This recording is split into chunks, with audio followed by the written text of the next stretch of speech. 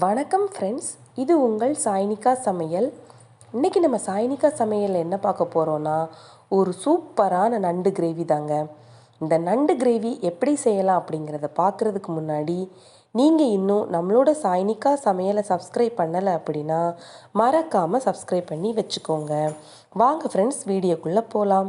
இப்போது இந்த கிரேவி செய்கிறதுக்காக நான் அடுப்பில் ஒரு கடாய் வச்சுருக்கேன். அதில் 1 டேபிள் ஸ்பூன் ஆயில் சேர்த்துக்கலாம். ஆயில் ஹீட் ஆனதும் 1 ஸ்பூன் சோம்பு, அரை ஸ்பூன் சீரகம், 1 ஸ்பூன் மிளகு, ஒரு துண்டு பட்டை, ஒரு அன்னாச்சி மொக்கு, இது எல்லாத்தையும் சேர்த்துடலாம். கூடவே கொஞ்சமாக இஞ்சியை தோல் நீக்கிட்டு சேர்த்துருக்கேங்க. ஒரு 10 பல் பூண்டும் சேர்த்துருக்குறேன். இது எல்லாத்தையும் சேர்த்து நம்ம நல்லா வணக்கி விட்டுறலாங்க. இப்போ இது வணங்கிட்டு இருக்கும் போதே ஒரு 15 சின்ன வெங்காயத்தை நல்லா தோல் நீக்கிட்டு இந்த மாதிரி நீள வாக்கில் நறுக்கி வச்சுருக்கேங்க. அதையும் சேர்த்து நம்ம நல்லா வணக்கி விட்டுறலாம். பாருங்கள், இது எல்லாமே அந்த எண்ணெயிலேயே நல்லா வணங்கி வரணுங்க. இந்த டைமில் ஒரு குட்டி தக்காளியை இந்த மாதிரி குட்டி குட்டியாக நறுக்கி வச்சுருக்கிறேன். அதையும் சேர்த்துடலாம்.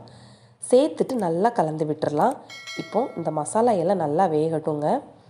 இப்போ இதுக்கு தேவையான அளவுக்கு உப்பு சேர்த்துக்கலாம். கூடவே காரத்துக்காக குழம்பு மிளகாய்த்தூள் சேர்த்துருக்குறேன். இது வீட்டில் அரைச்ச குழம்பு மிளகாய்த்தூள் தாங்க. 3 ஸ்பூன் சேர்த்துருக்குறேன்.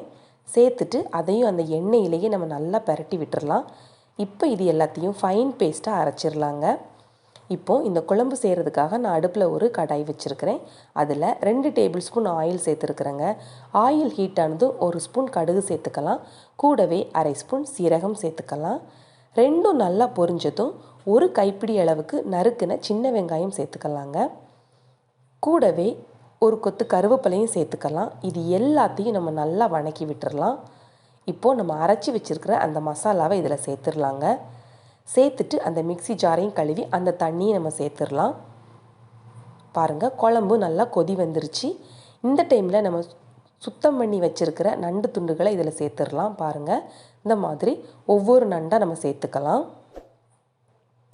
சேர்த்துட்டு இது எல்லாத்தையும் நல்லா ஒரு டைம் கலந்து விட்டுட்டு மூடி போட்டு கரெக்டாக ஒரு 20 நிமிஷத்துக்கு நம்ம வேக வச்சு வச்சிடலாங்க. பாருங்கள், 20 நிமிஷம் கழித்து நான் ஓப்பன் பண்ணி பார்க்குறேன். எண்ணெய் எல்லாம் மேலே அழகாக பரண்டு வந்திருக்குது. இப்போ ஒரு கைப்பிடி அளவுக்கு மல்லி இலை தூவிடலாம்.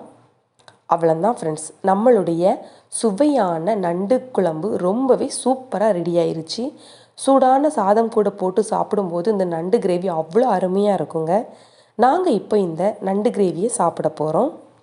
நீங்களும் இதே மாதிரி செஞ்சு பார்த்துட்டு எப்படி இருந்துச்சு அப்படின்னு கமெண்ட்ஸ் பாக்ஸில் கமெண்ட்ஸ் பண்ணுங்கள். மறக்காமல் நம்மளோட சாய்னிகா சமையலை சப்ஸ்கிரைப் பண்ணுங்கள். உங்களுக்கு இந்த வீடியோ பிடிச்சிருந்துச்சு அப்படின்னா லைக் பண்ணுங்கள், ஷேர் பண்ணுங்கள். நாளைக்கு மற்றும் ஒரு புது ரெசிபியோடு நம்ம சந்திக்கலாம். தேங்க்ஸ் ஃபார் வாட்சிங்.